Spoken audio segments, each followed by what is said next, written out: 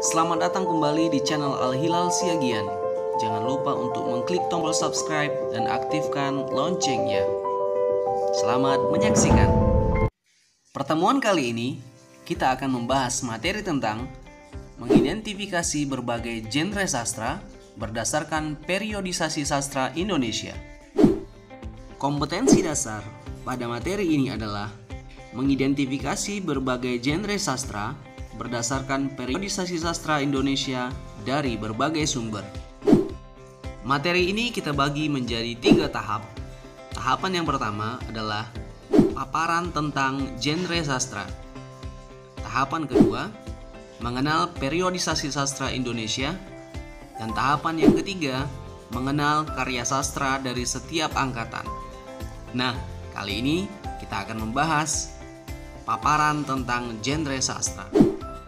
Tujuan pembelajaran pada materi ini adalah setelah mengikuti dan melaksanakan kegiatan pembelajaran ini, Anda diharapkan dapat yang pertama, menjelaskan kembali pengertian periodisasi sastra. Yang kedua, membedakan periodisasi dan angkatan. Yang ketiga, menjelaskan periodisasi sastra Indonesia. Yang keempat, menjelaskan angkatan sastra pada setiap periode. Yang kelima, menyebutkan genre sastra berdasarkan periodisasi sastra Indonesia. Dan yang terakhir, yang keenam, menyebutkan karya sastra dan pengarang berdasarkan periodisasi sastra Indonesia. Karena materi ini cukup kompleks, bagi teman-teman semua, silakan atur posisi duduknya senyaman mungkin agar materi-materi yang disampaikan bisa diserap dengan baik. Selamat menyaksikan. Karena kita akan banyak berinteraksi dengan kata sastra, ada baiknya kita mengetahui pengertian dari sastra tersebut. Istilah sastra dalam bahasa Indonesia berasal dari bahasa Sangsekerta yang merupakan gabungan dari kata sas, berarti mengarahkan, mengajarkan, dan memberi petunjuk. Kata sastra mendapat akhiran tra yang biasanya digunakan untuk menunjukkan alat atau sarana. Teman-teman semuanya, ternyata sastra merupakan salah satu cabang seni di samping seni lukis, seni tari, dan seni musik. Sebagaimana karya-karya seni lainnya, sastra merupakan produk budaya yang mengutamakan keindahan. Bedanya, bila seni lukis bermediumkan gambar, seni tari dengan gerakan, dan seni musik dengan bunyi-bunyian, sedangkan seni sastra mediumnya berupa bahasa. Pernyataan ini disampaikan oleh Kosasih. Menurut Sumarjono dan Saini, sastra adalah ungkapan pribadi manusia yang berupa pengalaman, pemikiran, perasaan, ide, semangat, keyakinan dalam suatu bentuk gambaran konkret yang membangkitkan pesona dengan alat bahasa. Nah, teman-teman, itu tadi beberapa pengertian dari sastra. Sekarang kita masuk ke dalam jenis-jenis karya sastra atau genre sastra. Mengutip dari apa yang disampaikan oleh Sumarjono dan Saini, bahwa sastra dibagi kepada 2 bagian, sastra imajinatif dan sastra non-imajinatif. Sastra imajinatif dibagi kepada 2 hal, yaitu puisi dan prosa. Puisi sendiri memiliki 3 bagian, puisi epik, puisi lirik, dan puisi dramatik. Sedangkan prosa memiliki 2 bagian, yaitu fiksi dan drama. Fiksi dibagi menjadi cerpen, novel, dan novelet. Sedangkan drama dibagi menjadi drama prosa dan drama puisi. Hal ini kembali lagi disampaikan oleh Sumarjono dan Saini.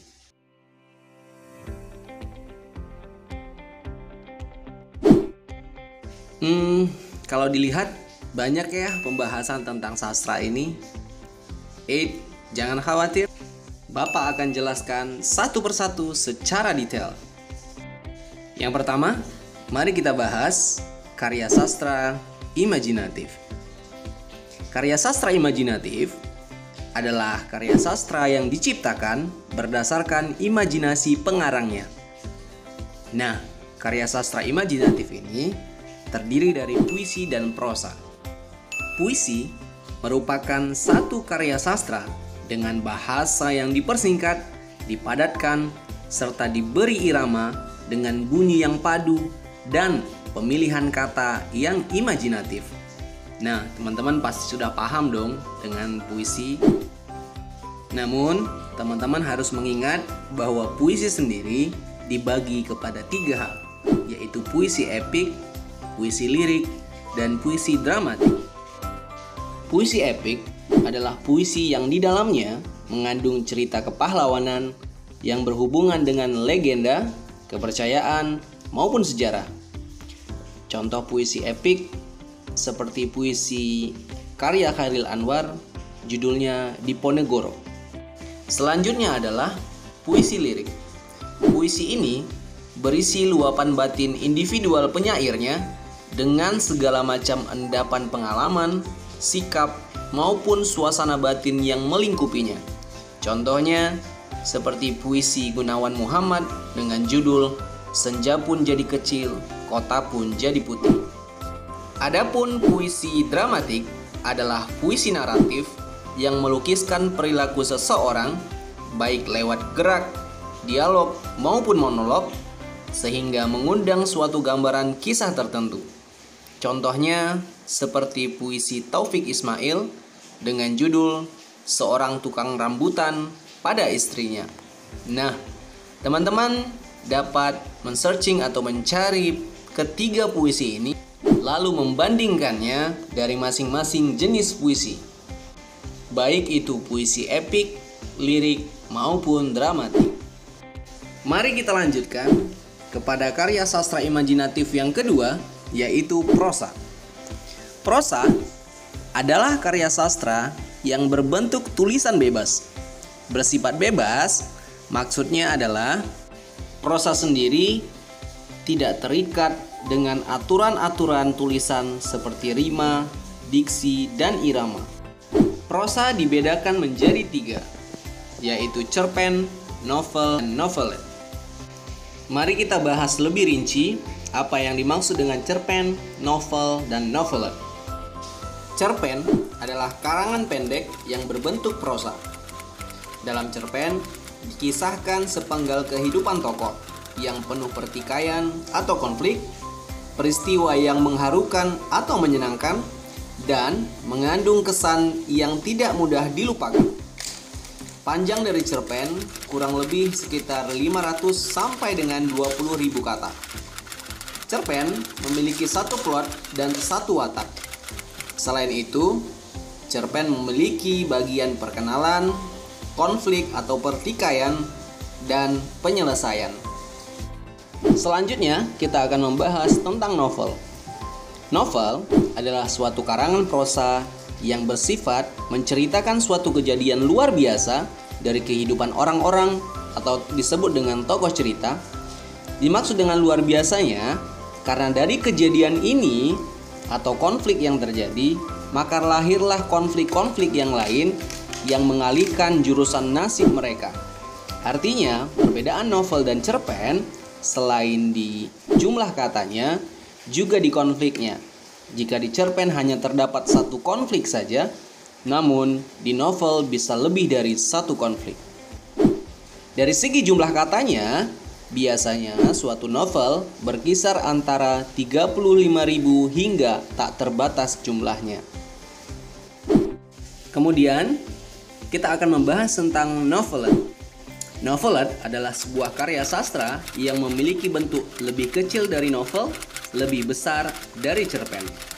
Ceritanya ditulis menggunakan alur yang panjang tetapi tidak terlalu kompleks, latar yang sedikit luas, penokohan yang detail, juga waktu dengan tempo yang sedang. Tidak seperti cerpen yang singkat, namun tidak terlalu panjang seperti novel. Oleh karena itu, jenis karya sastra imajinatif ini disebut dengan novelet. Jenis karya sastra imajinatif yang terakhir adalah drama. Teman-teman semuanya pasti sudah tahu dan familiar dengan istilah drama. Drama adalah karya sastra yang disusun untuk melukiskan hidup dan aktivitas menggunakan aneka tindakan, dialog, dan permainan karakter. Teman-teman, drama ini nanti akan kita bahas secara spesifik pada bab tersendiri di dalam materi Bahasa Indonesia semester 2 ini. Nah, bagaimana teman-teman? Sudah paham dengan karya sastra imajinatif? Berarti masih ada satu lagi, yaitu karya sastra non-imajinatif. Jika karya sastra imajinatif berdasarkan imajinasi pengarangnya, kebalikan dari itu, karya sastra non-imajinatif adalah karya sastra yang diciptakan berdasarkan fakta atau kenyataan yang benar-benar terjadi.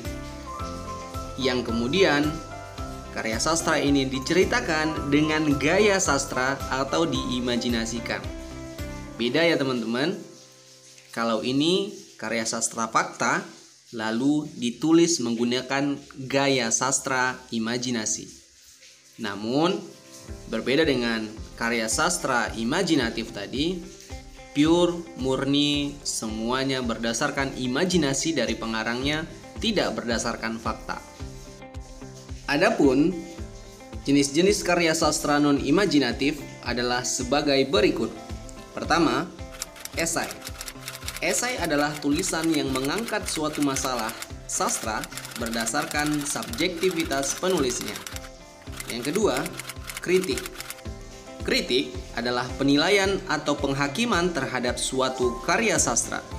Yang ketiga, biografi. Biografi adalah riwayat hidup seseorang yang dituliskan oleh orang lain. Yang keempat, autobiografi. Autobiografi adalah riwayat hidup seseorang yang ditulis oleh dirinya sendiri. Selanjutnya yang kelima adalah sejarah. Sejarah adalah kejadian masa lalu yang dituliskan oleh sejarawan. Yang keenam adalah memoir.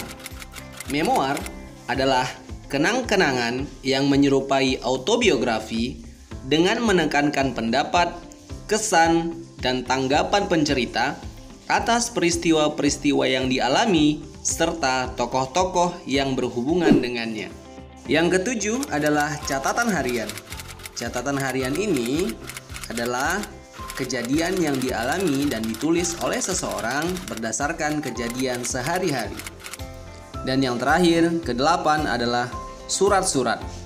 Nah, surat-surat ini pula adalah sarana komunikasi untuk menyampaikan informasi tertulis oleh suatu pihak kepada pihak yang lain. Nah, bagaimana dengan pembagian sastra imajinatif dan non-imajinatif? Bagi teman-teman yang merasa masih bingung, tidak apa-apa, silakan berikan komentar, pertanyaan, tanggapan pada kolom komentar di video ini agar kita bisa berinteraksi, bertanya jawab melalui kolom komentar tentang pengertian sastra, pembagian karya sastra imajinatif dan non-imajinatif, serta hal-hal yang berkaitan dengannya. Terima kasih telah menonton video ini. Sampai bertemu di video selanjutnya. Jangan lupa untuk mengklik tombol subscribe dan aktifkan loncengnya. Sampai bertemu di video selanjutnya. Terima kasih, sampai jumpa.